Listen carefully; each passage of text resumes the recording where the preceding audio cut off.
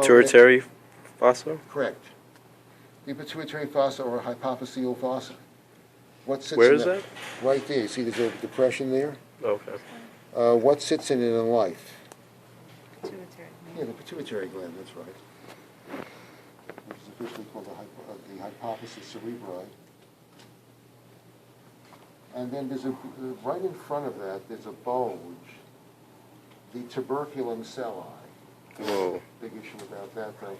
And now, keep in mind that this depression is the hypophyseal fossa.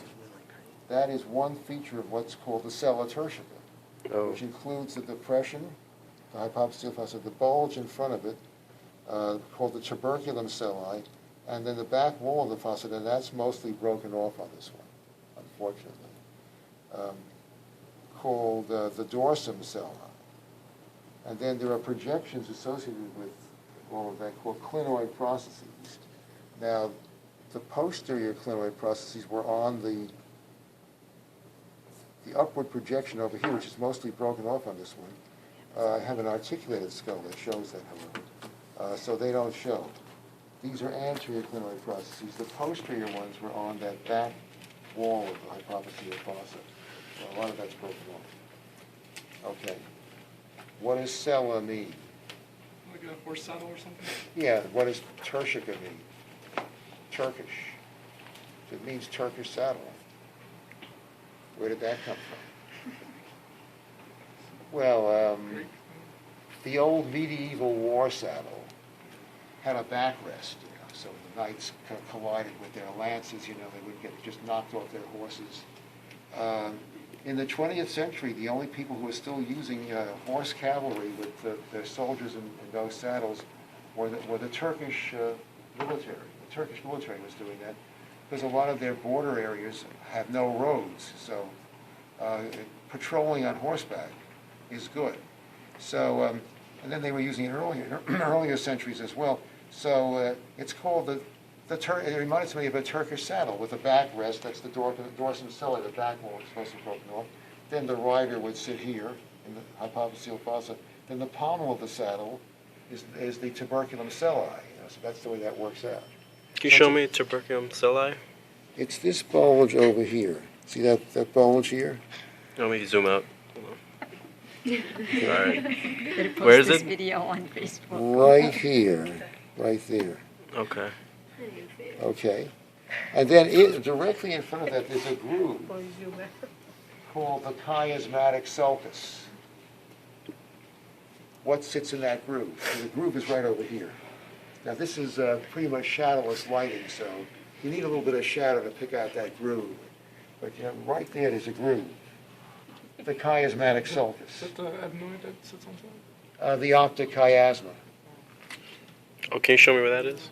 It's right there. There's a depression, a shallow groove there. Right in front of the tuberculum celli, called the chiasmatic sulcus. Okay, so what are these regions over here? Greater wing? Yeah, greater wings. These are greater wings. They have multiple surfaces. These are orbital parts. This is the part on the outside of the skull, found right back over there. The temporal bone articulates here. Okay. What are these? Lesser wings. Yeah, lesser wings. Okay. Then what articulates here?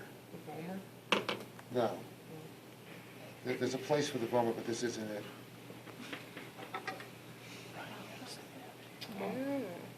The occipital bone, and this is the spheno-occipital junction.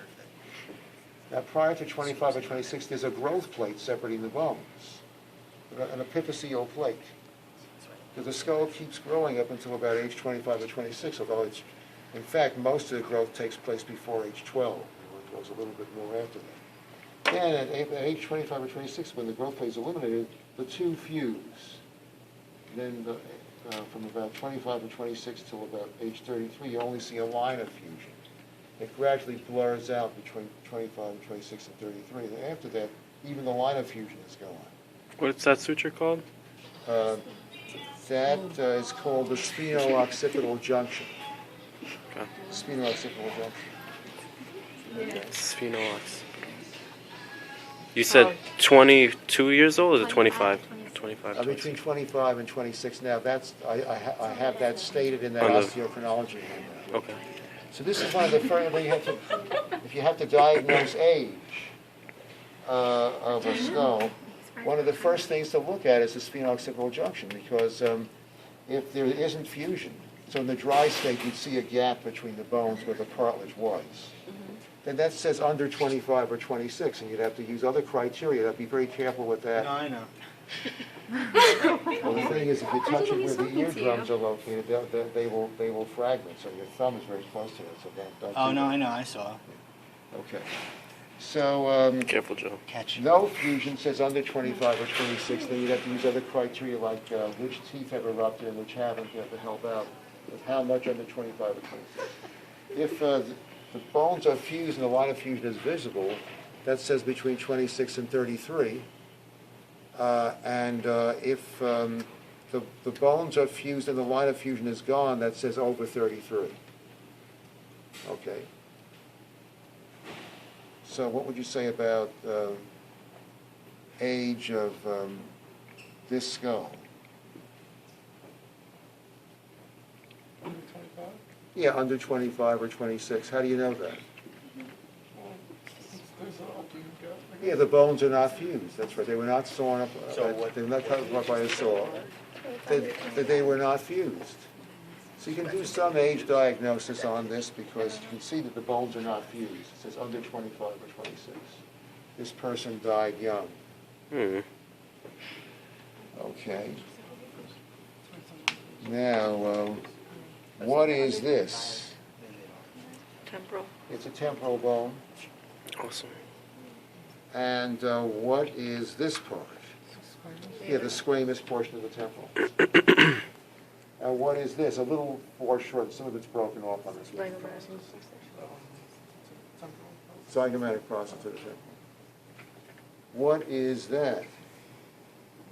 Mastoid. Yeah, the mastoid process. What is this? What is what? This. Oh. Don't know. It begins with a P. Termite? Say again? Termite? No. It's like pet something. Where, Petrus? which bone has Petrus? the tergoid? Oh, it's sphenoid. Sphenoid, that's right. Sphenoid? Okay, the actual first word, it begins with a T, I should say. Oh. What is that first word? The. And then the next word begins with a P. P-E. P-E-T. Yeah, Petrus, yeah, Petrus portion of temple. Okay. And the inner ear is embedded in there. Now, what is that opening over there? Yeah, internal auditory or internal acoustic meatus. Kind of looks like an ear. Okay. This is the medial side. You said it was a foramen before in class? Yeah, generically, it's actually a foramen, so calling it a meatus is a misnomer, but it's rooted in the, stuck in the terminology, so. So maybe it's acceptable. In the ear. Say again? Maybe it's acceptable. Yeah. Yeah, meatus, it has to be meatus because that's the standard international terminology, even though it's wrong. So